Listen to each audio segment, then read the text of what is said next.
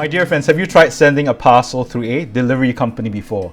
You go online, you look at their website, you pick the service you want, you complete the necessary paperwork, you pay through your credit card, you arrange for the pickup of your parcel. They come, they pick it up. This constitutes more or less an agreement, a contract, that they will deliver this parcel on your behalf within the stipulated time as agreed in the service agreement. They have given you their word. And then the person at the receiving end waited and waited and waited, and the parcel does not arrive within the stipulated time frame. The company has given you their word, but they have failed to keep their word. They have failed to live up to their word. And then you call the company up demanding satisfaction, and the company tells you to refer to your service agreement, and hidden somewhere in the fine print and in very vague language is an escape clause for them that indemnifies them from such incidents. This is certainly not a positive experience in parcel delivery or customer service. In today's gospel reading, Jesus told his disciples that it is not necessary to swear. It is not necessary to make oath. What you need to do, he said, is when you say yes, you mean yes. When you say no, you mean no.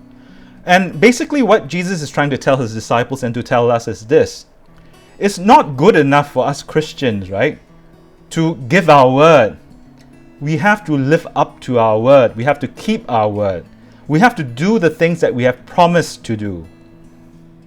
For us Christians, it's not good enough to make promises and not being able to keep them. And what's worse is if we make empty promises with no intention at the very beginning in keeping them.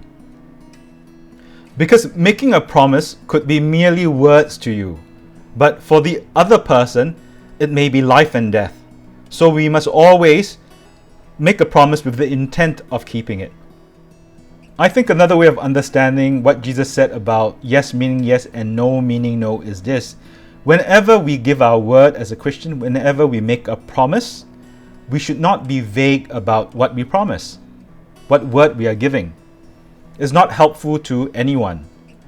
And worse still, some of us use vague words in order to have some kind of escape clause, and that is certainly not Christian.